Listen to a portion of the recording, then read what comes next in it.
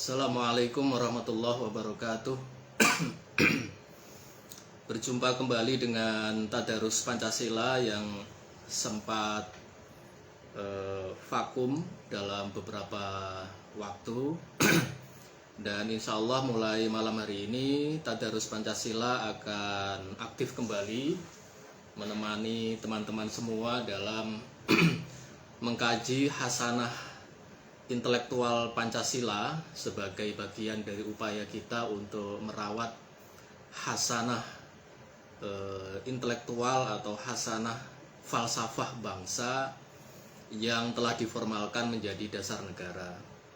Nah, teman-teman semua, sebagaimana sering saya sampaikan bahwa Tadarus Pancasila ini merupakan tradisi yang dikembangkan oleh kami selama ini dalam rangka mengkaji buku-buku yang terbaik tentang Pancasila, dalam rangka mengkaji pemikiran-pemikiran Pancasila yang terbaik ya, karena Pancasila ini kan bukan hanya dasar negara, tapi juga terutama adalah falsafah bangsa. Oleh karena itu, isi dari nilai-nilai yang dimuat oleh Pancasila itu harus terus dihidupkan. Karena Pancasila ini bukan sebatas nilai, tetapi juga konsep ya. Nah, Pancasila yang merupakan konsep itulah yang kemudian kita kaji di dalam Tadarus Pancasila. Nah, teman-teman semua, insya Allah setiap seminggu sekali saya akan istiqomah untuk berbagi bacaan tentang pemikiran Pancasila atau tradisi intelektual Pancasila. Dan kali ini serta untuk beberapa episode ya, beberapa sesi, kita akan menyelami kedalaman falsafah Pancasila yang telah digali oleh seorang romo ya, oleh seorang pastor Katolik ya, yang sangat terkenal sekali, yang nama beliau kemudian diabadikan menjadi Sekolah Tinggi Filsafat Dryarkara. Nah, jadi malam hari ini atau mulai malam hari ini dan beberapa minggu yang akan datang, kita akan ngaji pemikiran Romo Nikolaus Dryarkara ya, seorang romo dari Sarekat Yesuit yang sejak tahun 59 ya sampai sekitar tahun 70 ya, beliau sangat intens ya menulis dan bicara tentang Pancasila. Nah, teman-teman semua, kenapa kemudian kita perlu menggali atau menyelami kedalaman dari kajian Romo Dryarkara tentang Pancasila ya? Karena Romo Dryarkara berhasil mengajak kita ya, kalau istilah beliau itu menyelami gitu ya, menyelami kedalaman Pancasila. Oleh karena itu, mengkaji pemikiran Romo Dryarkara ini tidak dalam rangka ya, atau tidak sebatas ya, atau memang tidak dalam rangka mengkaji pemikiran beliau sebagai seorang tokoh Katolik. Jadi ini bukan kajian tentang Pancasila versi Katolik ya, tetapi ini adalah kajian tentang Pancasila perspektif filsafat ya. Jadi Romo Dryarkara tidak mengembangkan kajian keagamaan terhadap Pancasila ya. Terutama beliau tidak mengembangkan misalnya tafsir-tafsir di dalam kitab suci Katolik ya terhadap Pancasila ya. Romo Dryarkara tidak mewariskan kajian seperti itu ya, karena beliau berada atau mendudukkan diri pada level yang lebih bersifat universal, yakni filsafat. Jadi mulai malam hari ini sampai beberapa sesi yang akan datang, kita akan menurut saya benar-benar menikmati ya kedalaman Pancasila sebagai sebuah tulisan filosofis atau kajian filsafat gitu. Jadi teman-teman jangan salah paham dulu ya, kita tidak sedang mengkaji seorang pemikiran seorang tokoh Katolik tentang Pancasila, tapi seorang filsuf tentang Pancasila. Nah, tulisan-tulisan Romo Triarkara ini menurut saya adalah salah satu tulisan tentang atau tulisan filsafat Pancasila yang paling terbaik ya, karena beliau mampu mengurai prinsip-prinsip yang bersifat fundamental dari Pancasila. Nah, sebagaimana yang tertera di dalam poster teman-teman malam hari ini dan beberapa malam yang akan datang, kita akan mengkaji tulisan Romo Triarkara yang terbagi di dalam dua era ya. Yang pertama adalah era pra 1965 ya. Jadi era 1959 sampai 1965 itu ya. Jadi era Orde Lama atau era demokrasi terpimpin gitu ya. Dan era pasca 65 ya. Jadi pasca Orde Lama lah ya, pasca kejatuhan Presiden Soekarno. Jadi era Orde Baru. Jadi menarik di sini ya, Romo Triarkara adalah filsuf Pancasila yang hidup di dua era gitu ya. Baik era Soekarno maupun era Soeharto. Dan di dua era itu ya, Romo Triarkara memainkan peran yang pada satu sisi sama ya, karena beliau adalah seorang filsuf ya. Filsuf ini atau pemikir atau intelijensia atau intelektual ya, menurut siapa, Julian Benda itu kan ya, la trahison declared ya, apa namanya, yang dibela oleh seorang intelektual ya, seorang filsuf itu bukanlah kepentingan atau bukanlah hal-hal yang bersifat konkret ya. Yang dibela oleh seorang intelektual itu adalah nilai-nilai yang bersifat abstrak gitu ya. Oleh karena itu, meskipun Romo Triarkara ini hidup di dua rezim yang bisa dibilang menegasikan ya, Orde Baru menegasikan Orde Lama, tetapi yang diperjuangkan oleh Romo Triarkara tetap nilai-nilai yang bersifat abstrak ya, yakni nilai-nilai filosofis. Nah, jadi pada malam hari ini kita akan mengawali tadarus Pancasila pemikiran Romo Triarkara dengan pemikiran Pancasila beliau pra 1965. Nah, teman-teman, ini buku beliau ya. Jadi ini kitabnya ya, kitab suci dari tulisan-tulisan Romo Triarkara yang jadi ini bukan semuanya tentang Pancasila, tapi ini adalah semua tulisan Romo Triarkara yang mungkin 40%-nya ini tentang Pancasila. Nah, tulisan pertama yang akan kita kaji adalah tulisan beliau yang menghadirkan sebuah kajian, kalau istilah ini para Romo juga ya yang menyunting buku ini ya. Jadi para Romo di sini ada Romo Sudiarja ya, ada S.T. Sunardi dan sebagainya. Ini beliau-beliau membaca ya. Ada beberapa metode yang digunakan oleh Triarkara dalam membaca Pancasila. Yang pertama ialah fenomenologi ya. Lalu yang kedua dialektika. Jadi dalam tulisan pra 1965 ya, Romo Triarkara menggunakan pendekatan fenomenologi ya. Lalu pasca 65 beliau menggunakan pendekatan dialektika ya. Karena pada saat itu ya, pasca 65 Triarkara menjadi pemikir Pancasila yang menempatkan diri vis-a-vis dengan komunisme ya. Jadi wacana pada saat itu kan memang anti komunisme gitu. Makanya kemudian beliau mengkritik dialektika dari Karl Marx ya, dan kemudian membandingkannya dengan Pancasila gitu. Jadi ini juga kajian yang menarik ya. Nah, tetapi di dalam tulisan yang beliau syiarkan pra 65 ya, beliau lebih menggunakan pendekatan fenomenologi ya. Jadi melalui pendekatan ini ya, Romo Triarkara lalu membaca Pancasila itu sebagai cara manusia hidup di dalam kehidupan fisikalnya gitu ya, dalam kehidupan jasmaniahnya, dalam kehidupan manusiawinya gitu ya.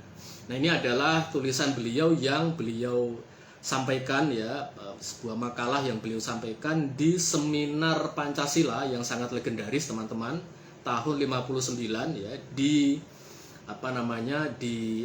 UGM ya, Universitas Gajah Mada. Saya punya buku yang merangkum makalah-makalah tersebut ya, salah satunya makalah Romo Triarkara. Ini bukunya ya. Jadi ini buku asli ya, dari semacam preceding report dari makalah-makalah seminar Pancasila tahun 59 di Universitas Gajah Mada ya, yang dihadiri oleh Bung Karno, lalu Muhammad Yamin ya, dan beberapa tokoh lainnya termasuk Ruslan Abdul Ghani dan tentunya Romo Triarkara. Nah, ada satu gagasan yang beliau sampaikan di dalam tulisan tersebut ya, yang dimuat di dalam buku ini ya, yang mengkaji Pancasila sebagai hukum kodrat, teman-teman ya, sebagai hukum kodrat ya. Jadi memang sebentar saya carikan ininya. Monggo silakan disambi kopi dan gedok atau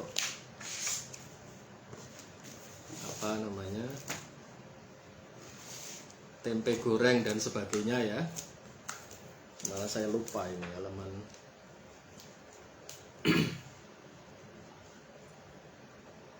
Ya, jadi seperti ini teman-teman ya. Pancasila kan selama ini kita pahami sebagai dasar negara ya. Lalu selain dasar negara, kita juga memahami Pancasila itu sebagai pandangan hidup bangsa atau ideologi bangsa ya. Nah, berbeda dengan pemahaman common sense seperti itu ya, Romo Triarkara lebih memahami Pancasila itu sebagai hukum kodrat manusia. Ya, hukum kodrat manusia, bukan hanya manusia Indonesia, tetapi manusia sebagai manusia. Jadi manusia quatalis ya, bahasa Latinnya quatalis, manusia sebagai manusia. Jadi artinya Pancasila ini selain menjadi dasar negara Indonesia itu ya, dan Bung Karno juga mengatakan beliau gali nilai-nilai Pancasila itu, gagasan Pancasila itu dari bangsa Indonesia. Tetapi kemudian Romo Triarkara memiliki pemahaman yang melampaui itu gitu ya, bahwa Pancasila bukan hanya falsafah bangsa Indonesia, Pancasila bukan hanya pandangan hidup manusia Indonesia, tetapi ia adalah hukum kodrat manusia sebagai manusia. Jadi hukum kodrat manusia secara universal gitulah ya. Jadi setiap manusia, baik itu di Indonesia, di Amerika, di Tokyo, di Arab Saudi ya, di Afrika ya, di belahan dunia manapun, di belahan negara manapun, kalau dia adalah manusia gitu ya, maka dia memiliki hukum kodrat yang kita beri nama Pancasila gitu. Jadi inilah hebatnya Pancasila, teman-teman. Dan memang pemahaman seperti ini juga tidak khas Romo Triarkara ya.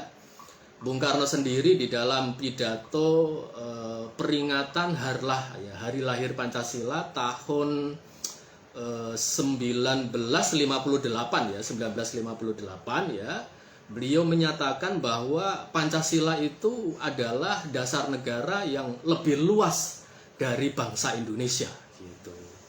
Karena menurut beliau ya, persatuan nasional itu hanya bisa dibangun di atas dasar yang lebih luas dari bangsa Indonesia itu sendiri gitu.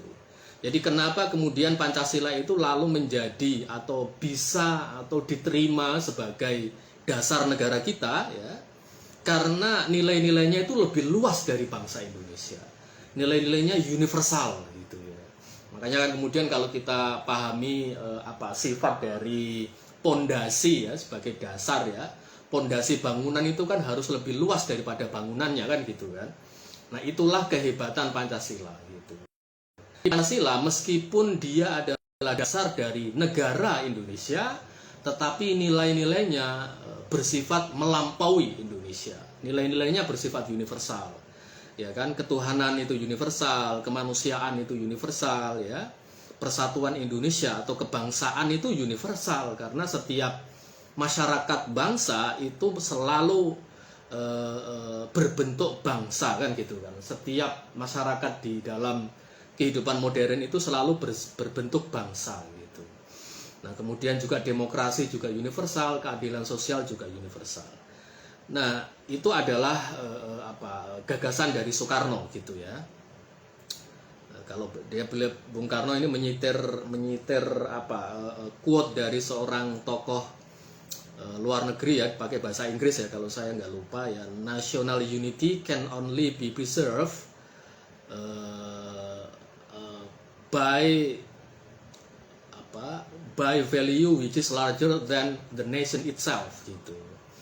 Jadi persatuan nasional atau negara nasional itu hanya bisa dirawat gitu ya dengan nilai yang lebih luas dari bangsa Indonesia itu sendiri gitu, teman-teman.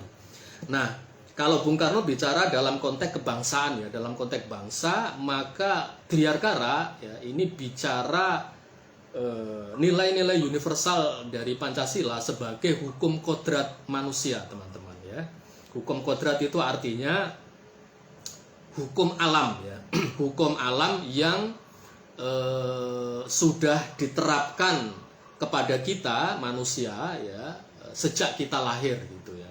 Hukum kodrat itu misalnya apa? Misalnya ya kalau kita lapar ya harus makan kan gitu ya. Kalau kita nggak makan kita akan lapar. Kalau kita haus ya harus minum kan gitu. Kalau kita sudah balik lalu kemudian mampu ya harus menikah kan gitu ya. Kalau seorang seorang lelaki ya kodratnya ya menikah dengan seorang perempuan dan sebagainya ya. Nah, jadi hukum kodrat itu adalah hukum yang sudah begitu saja ada sejak kita lahir gitu. Nah, Pancasila menurut Romo Driarkara ya itu adalah hukum kodrat dari manusia gitu ya. Kenapa? Ya, karena nilai Pancasila itu mencerminkan hukum kodrat dari manusia itu sendiri. Nah, pertanyaannya kemudian adalah apakah hukum kodrat dari manusia itu gitu ya. Itu kan yang menjadi pertanyaan pentingnya ya. Nah, di sini Driarkara lalu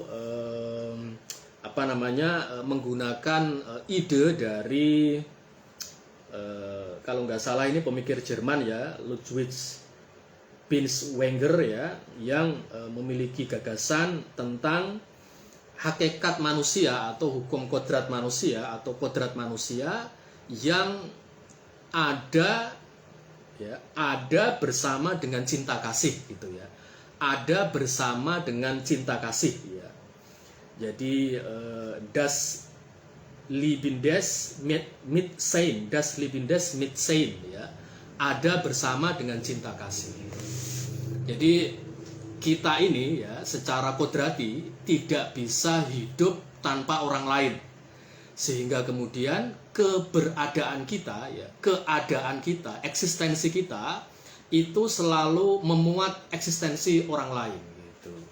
Jadi kita tidak bisa hidup sendirian karena manusia menurut Romo Driarkara adalah makhluk sosial bagi sesamanya ya. Beliau punya gagasan dalam kerangka nanti kita akan mengkaji manusia Pancasila ya menurut Romo Driarkara ya. Maka yang disebut sebagai manusia adalah homo homini socius atau manusia adalah makhluk sosial bagi sesamanya. Nah, makhluk sosial di sini ini artinya bukan hanya sosial dalam artian masyarakat ya, tetapi sosial itu artinya socius ya. Socius itu ya bahasa Latinnya socius menjadi bahasa Inggris social ya, menjadi kita sosial ya. Nah, socius itu artinya kasih sayang ya. Jadi homo homini socius itu artinya manusia adalah makhluk yang saling menyayangi kepada sesama gitu. Jadi kita tidak akan bisa hidup kalau tidak menjadi homo homini socius ini kan gitu kan. Jadi ada bersama dengan kasih sayang atau cinta kasih kalau bahasa Romo Driarkara. Jadi memang di sini pengaruh dari doktrin utama dari kekristenan atau kekatolikan yakni cinta kasih ini menjadi sangat terlihat ya di dalam pembacaan Driarkara terhadap Pancasila gitu.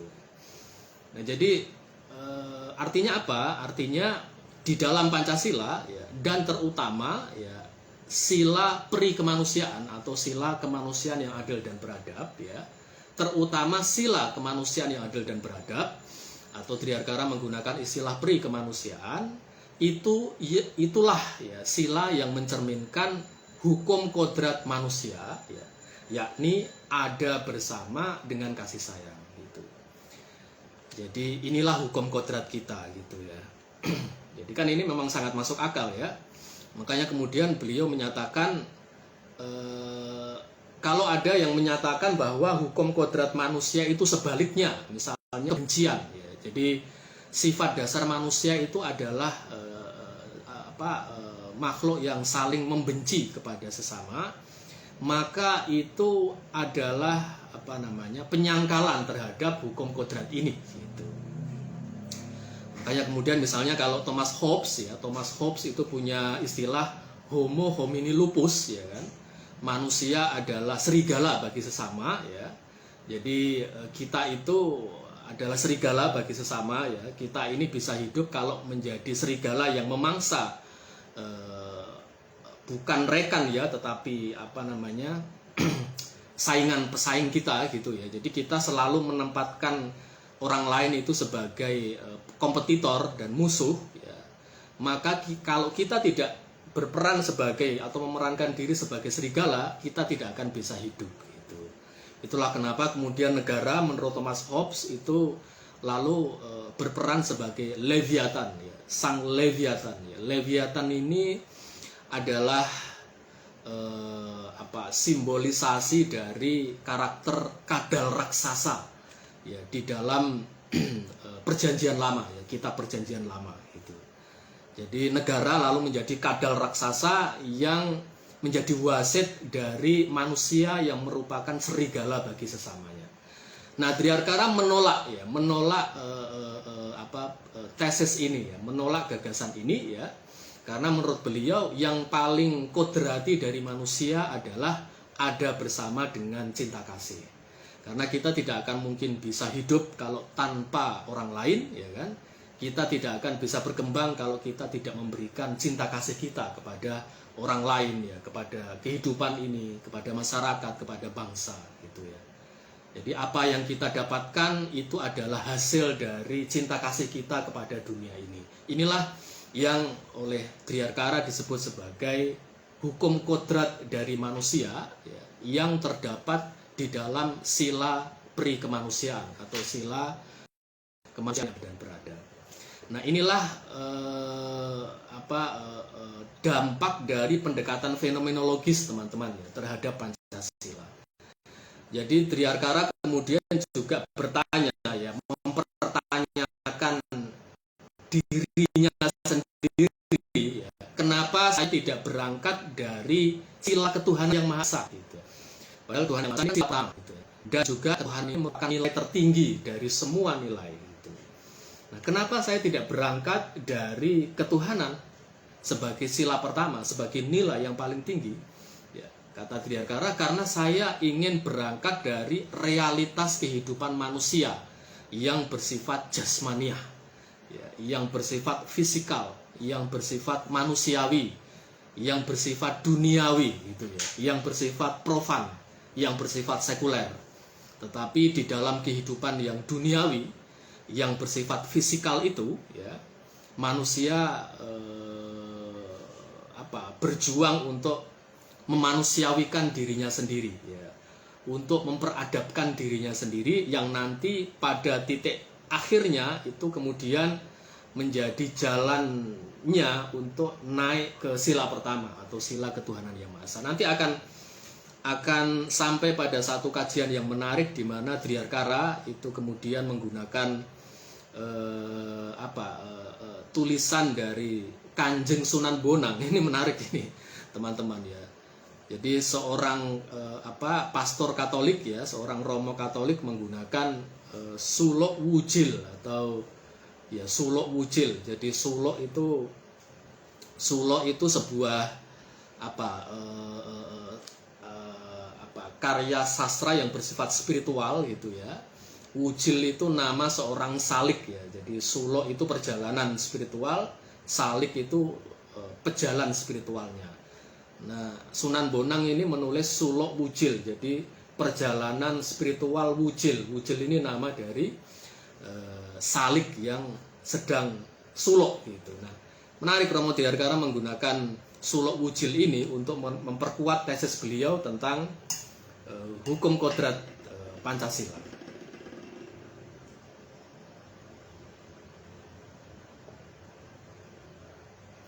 Nah, jadi teman-teman, Dirgakara pertama kali menaiki tangga dari sila-sila Pancasila ya menggunakan tangga sila kedua gitu ya, yakni pri kemanusiaan.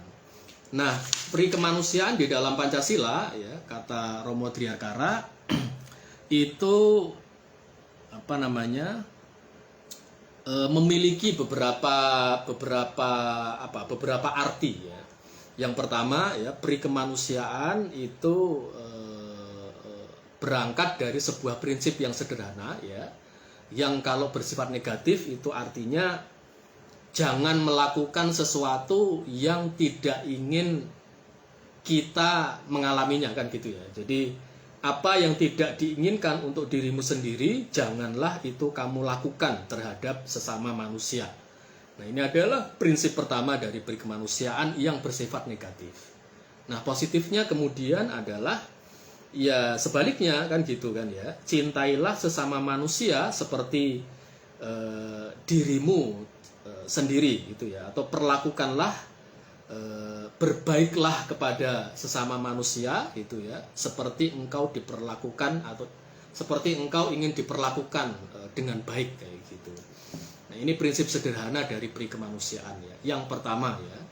Lalu yang kedua, Dirgakara menyatakan juga bahwa pri kemanusiaan itu juga memuat prinsip-prinsip hak asasi manusia. Jadi upaya kita ya untuk menegakkan hukum kodrat kita sebagai seorang manusia yang ada bersama dengan cinta kasih gitu ya, itu salah satu prakteknya ya, pengamalannya adalah dengan memenuhi, menghormati, memenuhi dan melindungi hak-hak asasi manusia yang Dirgakara secara eksplisit mengacu kepada Deklarasi Universal Hak Asasi Manusia yang diterbitkan oleh Perserikatan Bangsa-Bangsa atau PBB gitu ya teman-teman. Jadi memang pri kemanusiaan ini tidak bersifat abstrak ya, nilainya tidak bersifat abstrak, dia mempraksis ya, konkret ya di dalam pasal-pasal hak asasi manusia yang juga sudah termaktub di dalam Undang-Undang Dasar NRI 1945. Maka kemudian Pancasila ini memang juga dasar bagi penegakan HAM gitu ya.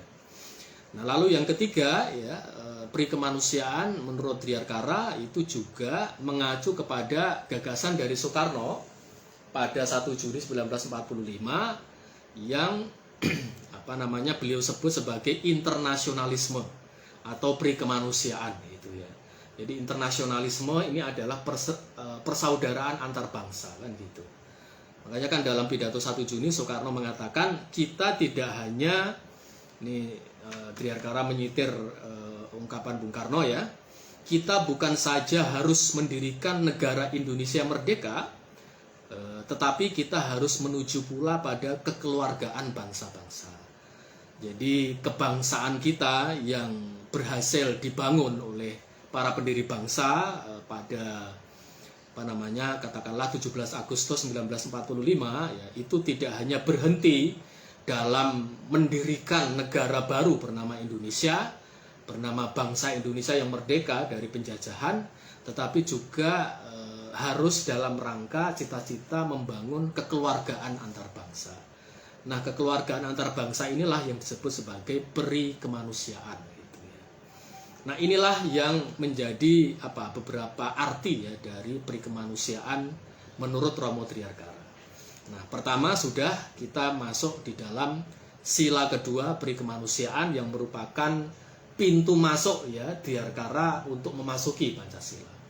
Nah, yang kedua sila kebangsaan ya. Jadi Dirgakara mengatakan bahwa kebangsaan itu juga merupakan hukum kodrat dari manusia ya, karena kita sebagai manusia modern ya secara kodrati hidup di dalam bangsa yang berbeda-beda kan gitu. Ya, pada awalnya bangsa ini bersifat kelompok ya, yang mengacu kepada suku bangsa. Ya, suku ini artinya kaki ya, jadi kaki-kaki bangsa. Ya kan? Sebelum ada bangsa Indonesia yang menyatukan suku-suku bangsa, ya kita memiliki bangsa-bangsa yang berbeda-beda. Bangsa Jawa, ada bangsa Sunda, ada bangsa Melayu ya, ada bangsa Papua yang kemudian menyatu menjadi bangsa Indonesia. Nah, bangsa-bangsa yang pada awalnya bersifat kelompok lalu kemudian menyatu menjadi bangsa modern yang lintas suku bangsa, inilah yang juga oleh Triarkara disebut sebagai hukum kodrat dari manusia gitu ya. Karena di dalam bangsa itu kita ada bersama dengan cinta kasih. Nah, ini adalah sila kedua ya dalam pembacaan Triarkara. Nah, lalu kemudian sila ketiga ya dalam pembacaan Triarkara ya ialah keadilan sosial, teman-teman ya. Jadi apa namanya? Keadilan sosial atau sila keadilan sosial bagi seluruh rakyat Indonesia ini merupakan pengamalan dari peri kemanusiaan dalam kehidupan sosial ekonomi ya, dalam kehidupan sosial ekonomi. Jadi apa namanya, keadilan sosial merupakan pengkhususan dari peri kemanusiaan dalam kehidupan sosial ekonomi, dalam upaya manusia untuk memenuhi ya kebutuhan-kebutuhan fisik ya, kebutuhan-kebutuhan sandang pangan papan ya, yang kemudian memerlukan pemanusiaan juga kayak gitu. Nah, lalu yang ketiga ya, keempat ya dari pembacaan Triarkara ialah sila demokrasi, teman-teman. Jadi demokrasi menurut Triarkara ini merupakan sistem politik ya yang bersifat kodrati ya, yang menjamin ya hukum kodrat manusia itu bisa terjaga ya, terlindungi dan terpenuhi gitu. Jadi demokrasi ini adalah menurut Triarkara ya satu-satunya sistem politik yang mampu menjamin pemenuhan dari hukum kodrat manusia ya, karena di dalam demokrasi ya apa namanya baik antar masyarakat maupun antara masyarakat dengan negara itu ada bersama dengan cinta kasih gitu. Nah, memang filsafat ya seperti ini ya, berusaha untuk mendudukkan sesuatu sebagaimana semestinya gitu ya. Kalau kemudian ada penyelewengan ya, filsafat lalu kemudian mengkritisi penyelewengan itu. Nah, sekarang yang menarik dari Triarkara adalah ya dalam konteks apa namanya hukum kodrat ini ya adalah posisi dari sila ketuhanan, teman-teman ya. Jadi kenapa kemudian Triarkara tidak berangkat seperti tadi saya sampaikan ya, tidak berangkat dari sila ketuhanan tetapi sila kemanusiaan ya, karena menurut beliau itu tadi ya, beliau ingin apa namanya masuk ya atau turun di dalam kehidupan manusia yang berjuang ya, mencari nafkah ya, berjuang untuk menafkahi keluarganya ya, berjuang untuk mempertahankan hidupnya ya, berjuang untuk membangun martabatnya ya, berjuang untuk membangun kebudayaan ya, peradaban ya, dan berbagai hal yang bersifat manusiawi itu ya. Karena menurut beliau justru melalui hal-hal yang bersifat jasmaniah itu manusia bisa menemukan Tuhan gitu. Nah, ini yang menarik gitu ya. Dan ini yang lalu kemudian membuat beliau meminjam pemikirannya Sunan Bonang. Ini menarik sekali ini. Bisa ditulis di silapedia.com ya. Antara Triarkara dengan Sunan Bonang, teman-teman. Jadi seperti itu. Ya. Kenapa Triarkara berangkat dari sila kemanusiaan ya, dan sila sadar? Karena dalam di dalam fenomena ya, dalam realitas manusiawi dan duniawi manusia atau kita itu bisa menemukan Tuhan gitu. Jadi bukan hanya di dalam, misalnya di dalam agama ya, di dalam ranah-ranah ketuhanan ya, di dalam rumah ibadah, di dalam ibadah kita bisa menemukan Tuhan, tetapi justru di dalam kehidupan duniawi ya, kehidupan jasmania yang tampak-tampak ini gitu, itu kita bisa menemukan Tuhan. Kata Romo Triharkara ya, dikuatkan dengan syair dari Sunan Bonang ya, di dalam Suluk Wujil. Nah, ini saya bacakan ya kutipan dari Suluk Wujilnya Sunan Bonang ya, yang dikutip oleh Romo Triharkara ya. Kalau salah baca maklum ya, karena bukan ahli keguritan ya. Ini dalam Suluk Wujil ya, Romo Triharkara mengutip tulisan dari Sunan Bonang ya. Ada peno mukaniro iku marang ing sang katon ya, jadi artinya hadapkanlah mukamu kepada semua yang tampak. Jadi adepono mungkin ya, adepono kali ya, adepono mukoniro ya, mukaniro ya, adepono hadapkanlah mukaniro wajahmu iku itu ya, marang ing sang katon ya, kepada semua yang tampak. Jadi hadapkanlah wajah kita kepada hal-hal yang tampak ini, yang indrawi ini, yang biasa-biasa saja ini, yang nggak istimewa ini, gitu ya. Ya rumah ya, tukang sayuran ya kan, sampah ya kan, kucing ya kan, semua hal yang remeh-temeh inilah, yang tampak-tampak ini, gitu ya. Ya, iyo iku kabeh rarahine angalingi rahining dumadi. Iyo iku kabeh rarahine ya, itulah wajahnya yang maha sempurna ya. Iyo iku kabeh rarahine angalingi rahining dumadi. Jadi hadapkanlah mukamu kepada semua yang tampak, itulah wajahnya, wajah Tuhan yang maha sempurna. Rarahi kang luweh kang katon sawegung, tersembunyi di belakang alam semesta. Jadi tampak, jadi hadapkanlah wajahmu ya kepada hal-hal yang tampak itu, karena di balik hal-hal yang tampak itu ya terdapat wajah Tuhan yang berada di balik alam semesta gitu.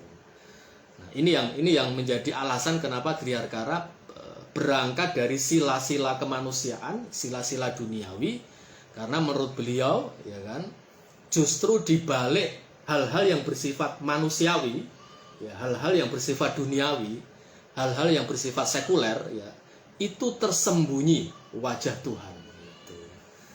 Jadi dengan menapaki tangga-tangga sila-sila yang manusiawi, ya, yang remeh-temeh, yang duniawi itu, gitu ya, kita sebagai salik Pancasila, gitu ya, penempuh jalan spiritual Pancasila, itu akan menemukan sila pertama gitu ya, di balik sila-sila manusiawi itu gitu.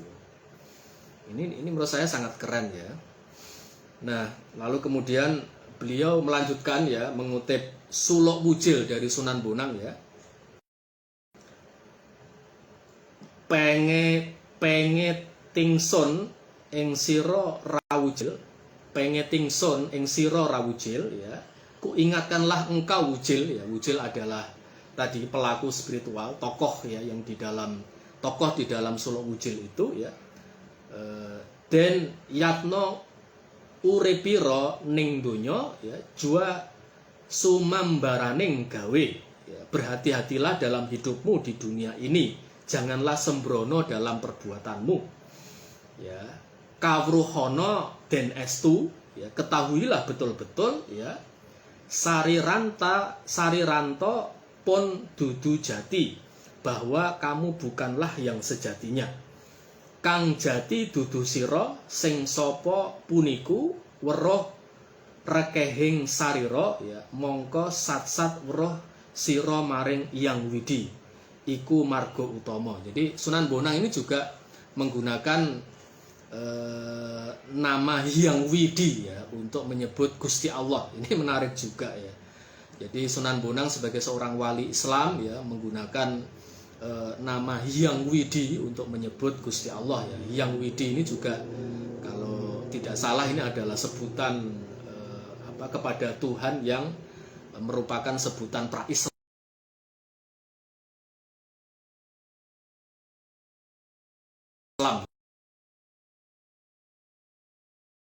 gitu ya.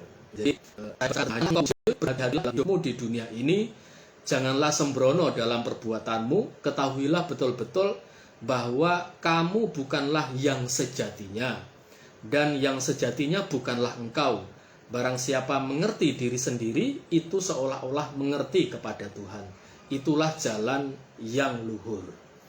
Jadi weruh rekehing sariro mongko sat-sat weruh siro maring Hyang Widi. Jadi ini dalam bahasa Arabnya man arafa nafsah fakot arafa robbah gitu ya. Barang siapa mengetahui dirinya akan mengetahui Tuhannya gitu.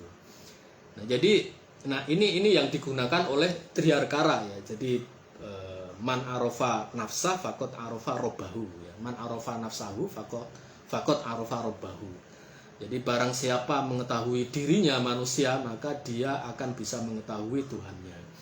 Jadi barang siapa yang bisa mengetahui sila-sila kemanusiaan, maka dia akan mengetahui sila ketuhanan kayak gitu. Itu teman-teman. Jadi inilah alasan kenapa Triarkara lalu kemudian masuk melalui sila kemanusiaan ya. Karena ada dua alasan ya. Yang pertama ya, karena dibalik hal-hal yang bersifat manusiawi itu tersembunyi wajah Tuhan, tersembunyi sila pertama. Lalu yang kedua ya, barang siapa yang bisa mengetahui dirinya ya, jadi ketika manusia itu bisa mengetahui kodratnya ya, hakikat dirinya ya, sila-sila kemanusiaannya, maka secara otomatis dia akan atau kemungkinan dia akan bisa mengetahui sila pertama atau mengetahui Tuhannya. Nah, jadi seperti itu teman-teman ya. Ini adalah pengantar ya untuk kita mengkaji pikiran Romo Triarkara. Nah, dalam rangka itulah Triarkara lalu kemudian menyatakan bahwa di dalam Pancasila ada Dwisila dan Ekasila. Nah, ini menarik ini ya. Jadi kalau Soekarno kan dalam Pancasila itu ada Trisila dan ada Ekasila ya. Jadi kalau Soekarno menggunakan 3 dan 1, kalau Triarkara menggunakan 2 dan 1 gitu ya. Jadi Dwisila dari Pancasila adalah cinta kasih kepada sesama manusia dan cinta kasih kepada Tuhan. Nah, ini adalah Dwisila dari Pancasila menurut Triarkara. Karena apa? Karena hakikat dari cinta kasih kepada sesama manusia itu adalah cinta kasih kepada Tuhan. Jadi di dalam cinta kasih kita kepada sama manusia itu terdapat cinta kasih kita kepada Tuhan ya, atau cinta kasih Tuhan kepada kita ya, itu lalu kemudian menyebabkan kita juga menauladani cinta kasih Tuhan kepada manusia ya. Jadi Tuhan adalah Ar-Rahman Ar-Rahim, lalu kemudian kita menauladani sifat Ar-Rahman Ar-Rahim itu menjadi sifat penyayang kepada sesama manusia. Nah, ini juga secara implisit menjadi bagian dari doktrin kekristenan ya, atau katolikisme ya, meskipun beliau tidak menyebut hal itu gitu ya. Karena di dalam kekristenan ya, cinta kasih kepada sesama manusia itu merupakan cara atau pengamalan dari cinta kasih kepada Tuhan. Jadi cinta kasih kepada Tuhan itu diamalkan melalui cinta kasih kepada lah yang terdapat di dalam simbol salib gitu ya. Jadi teologi salib itu adalah teologi cinta kasih yang vertikal yang diamalkan melalui cinta kasih yang bersifat horizontal. Sebenarnya sama ya di semua agama, di Islam juga seperti itu ya. Hablum minallah itu diamalkan melalui hablum minan nas kan gitu ya. Allah akan mencintai orang-orang yang mencintai sesamanya kan gitu. Nah, itu adalah Dwisila. Nah, sedangkan Ekasilanya adalah cinta kasih itu sendiri. Jadi cinta kasih merupakan ekasila dari dwi sila ya. Dwi silanya adalah cinta kasih kepada sama dan cinta kasih kepada Tuhan, yang kemudian memusat di dalam cinta kasih itu sendiri ya, yang merupakan ekasila dari Pancasila gitu. Nah, ini sangat religius sekali ya menurut saya ya. Jadi analisa Triarkara ini berangkat dari hal-hal yang bersifat manusiawi, tapi kemudian sebenarnya kata kuncinya di ujungnya adalah nilai-nilai ketuhanan gitu. Jadi beliau ingin mengajak kita ya dari sila-sila kemanusiaan menuju sila ketuhanan gitu teman-teman. Karena memang seperti itulah cara kita manusia di dalam bertuhan kan gitu. Kan kita kan tidak pernah bertemu Tuhan lalu kemudian kita turun ke dalam kehidupan manusia kan. Kalau kita pernah bertemu Tuhan, ya kita kalau di dalam Al-Quran pernah ruh kita bertemu dengan Tuhan gitu ya.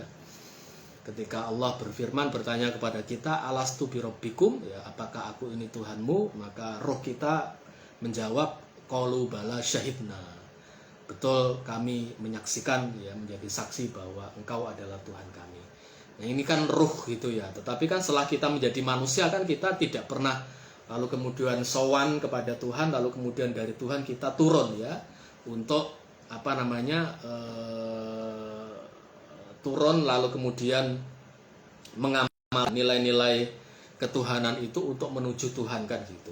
Cara kita menuju Tuhan itu kan justru di dalam atau dari kehidupan yang bersifat manusiawi kan gitu ya. Dari sila-sila yang bersifat manusiawi kita naik ya menuju sila pertama, yakni ketuhanan yang Maha Esa. Nah, jadi seperti ini teman-teman ya. Ini salah satu dari analisa filosofis terhadap Pancasila ya. Nah, percayalah bahwa analisa seperti ini tidak khas Triarkara ya, tetapi juga dimiliki atau dikembangkan oleh para pemikir Pancasila yang lain. Jadi para pemikir Pancasila zaman dulu ya itu memang membaca Pancasila tidak kaku ya, tidak formal seperti urut-urutan atau rumusan Pancasila yang resmi gitu ya. Sila ketuhanan, pertama kemanusiaan sampai keadilan sosial. Tetapi beliau-beliau itu memiliki pintu masuk sendiri-sendiri ya untuk membaca Pancasila dari sila-sila yang mereka favoritkan kayak gitu. Jadi misalnya Triarkara ini kan favorit dengan sila kemanusiaan ya, karena memang beliau seorang filsuf ya, dan filsuf itu terutama karena beliau mungkin mendalami filsafat manusia, maka Triarkara lalu masuk di dalam Pancasila bukan dari sila pertama ya sesuai dengan urutan resminya, tetapi masuk dari sila kemanusiaan gitu ya. Dari sila kemanusiaan inilah kemudian beliau mengargumentasikan Pancasila gitu ya sebagai filsafat manusia gitu.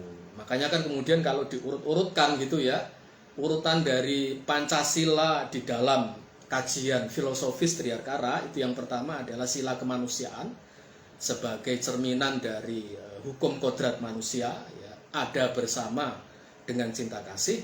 Lalu kemudian yang kedua kebangsaan ya, kemanusiaan itu mewujud di dalam bangsa. Lalu yang ketiga langsung lompat ke keadilan sosial, karena keadilan sosial ini adalah pengamalan yang paling konkret dari kemanusiaan dalam kehidupan sosial ekonomi.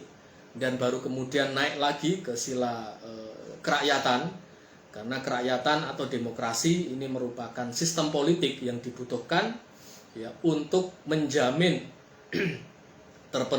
terpenuhinya hukum kodrat tersebut ya. Baru kemudian setelah sila kerakyatan naik melompat ke sila ketuhanan, bahwa semua upaya manusia untuk hidup sesuai dengan hukum kodratnya itu ya, itu adalah cara yang paling manusiawi untuk menuju Tuhan gitu. Nah ini adalah Triarkara gitu ya. Ada juga Soekarno sendiri ya. Soekarno sendiri kan, kenapa kemudian tanggal 1 Juni 45 beliau mengusulkan kebangsaan sebagai sila pertama ya. Karena memang kebangsaan itulah yang lalu menyifati sila-sila di bawahnya gitu. Jadi kebangsaan, kita mendirikan negara bangsa ya yang bersatu ya, yang menyatukan keragaman gitu ya. Lalu bangsa itu sifatnya apa? Bangsa kita adalah bangsa yang non-chauvinistik ya. Bangsa yang tidak kolonialistik, bangsa yang tidak imperialistik, tetapi bangsa yang berperi kemanusiaan, bangsa yang internasionalis, bangsa yang membangun persaudaraan antar bangsa sebagai keluarga besar, bangsa yang bersifat universal gitu ya. Nah, lalu bangsa kita itu juga demokratis ya, bangsa yang dikelola melalui sistem demokrasi. Tetapi demokrasi kita bukan hanya demokrasi politik, melainkan demokrasi sosial, demokrasi politik, ekonomi, demokrasi ya. Jadi demokrasi yang tidak hanya memenuhi hak-hak sosial ekonomi. Nah, semua nilai-nilai kebangsaan yang berperi kemanusiaan, yang demokratis dan berkeadilan sosial itu ya, kata Bung Karno, dibangun di atas landasan ketakwaan terhadap Tuhan Yang Maha Esa. Gitu. Nah, ini adalah pintu masuk Soekarno ya terhadap Pancasila melalui sila kebangsaan. Makanya kan karena beliau kekeh dengan kebangsaan sebagai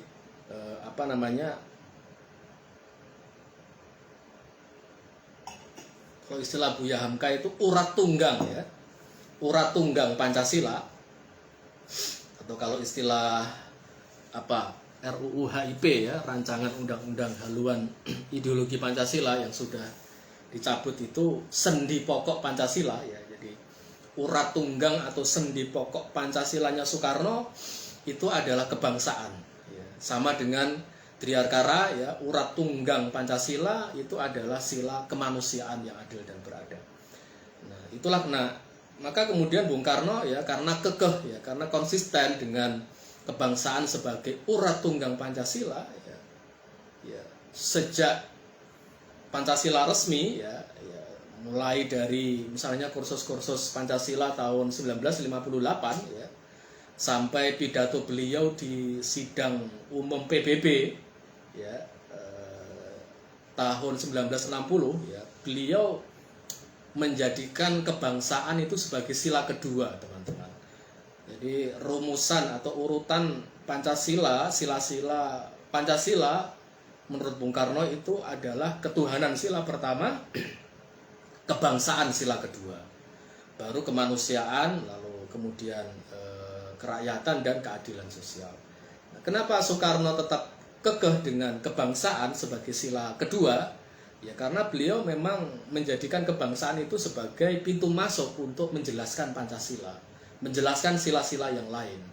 Gitu. Jadi sila-sila yang lain ini adalah sifat dari kebangsaan itu. Gitu.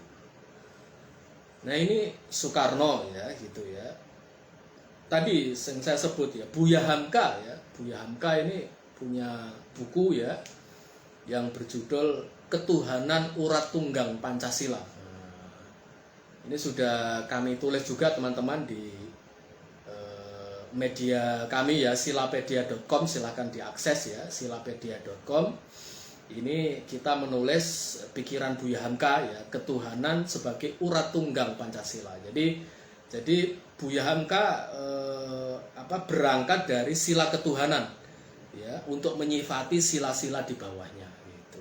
Ini sama persis dengan Bung Hatta gitu ya. Hatta sama dengan Hamka ya, meskipun kalau Buya Hamka ini dalam tanda petik ketuhanannya ekstrim ya, kata beliau sebenarnya kita hanya cukup berketuhanan saja, cukup eka sila saja, satu sila ya, ini ketuhanan yang Maha Esa.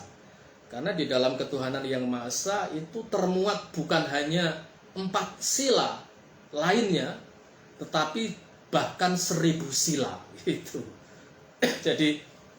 jadi Buya Hamka ini kan memang lebih dekat ke ideologi Islam ya, tetapi beliau mencoba menafsiri Pancasila gitu, dan beliau kemudian menawarkan sebuah pembacaan yang radikal ya, dengan menawarkan dari sila-sila Pancasila itu sebenarnya yang kita butuhkan hanyalah sila ketuhanan. Karena kalau kita bertuhan, secara otomatis kita akan beri kemanusiaan, kita akan manusiawi ya, kita akan bersatu di tengah kemajemukan, kita akan menjadi pemimpin yang melayani, dan kita akan menjadi orang yang memiliki kepedulian sosial yang tinggi gitu. Nah, ini Buya Hamka ya. Nah, Hatta juga sama ya. Hatta ini juga kalau Hatta ini pintu masuknya ketuhanan, menjadikan sila ketuhanan sebagai sila yang membimbing sila-sila di bawahnya. Jadi di antara berbagai pemikir Pancasila ya, yang konsisten dengan rumusan Pancasila resmi di dalam pembacaan intelektualnya gitu ya, di dalam hasanah pemikirannya tentang Pancasila adalah Hatta, Bung Hatta gitu ya. Karena Bung Hatta mencoba untuk mengkonseptualisasikan Pancasila ya berdasarkan rumusan Pancasila yang formal seperti itu adanya gitu. Nah, sedangkan pemikir-pemikir yang lain ini mencoba mengutak-atik gitu ya posisi sila-sila Pancasila ya, tentu bukan dalam dimensi formalnya sebagai dasar negara teman-teman ya, tetapi dalam dimensi intelektualnya ya, dalam rangka pengkajian ilmiah gitulah ya, dalam rangka pengembangan Pancasila sebagai ilmu pengetahuan, sebagai falsafah gitu. Itu sah-sah saja. Nah, makanya kemudian ada juga Ruslan Abdul Ghani juga seperti itu ya. Beliau seperti Soekarno ya, menjadikan kebangsaan sebagai urat tunggang Pancasila. Kemudian dari kebangsaan beliau lompat ke demokrasi dan sebagainya. Nah, saya juga mengundang teman-teman untuk melakukan pendekatan seperti itu ya, karena dengan cara seperti itu Pancasila lalu menjadi hasanah intelektual yang hidup kayak gitu. Pancasila kehidupan bernegara, Pancasila menjadi teks yang mati ya, teks yang beku gitu ya. Tidak menarik secara pemikiran ya, secara intelektual, secara pengetahuan, dan tidak akan hidup menjadi ideologi. Menjadi ideologi saja tidak, apalagi ideologi yang hidup. Dan kita sering ya berkuar-kuar ya, Pancasila adalah working ideology, Pancasila adalah living ideology ya.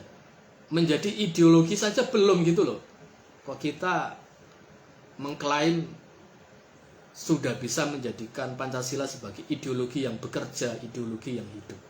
Pancasila tidak akan pernah hidup kalau tidak kita dekati sebagai tradisi intelektual seperti yang dikembangkan oleh Tadarus Pancasila ini.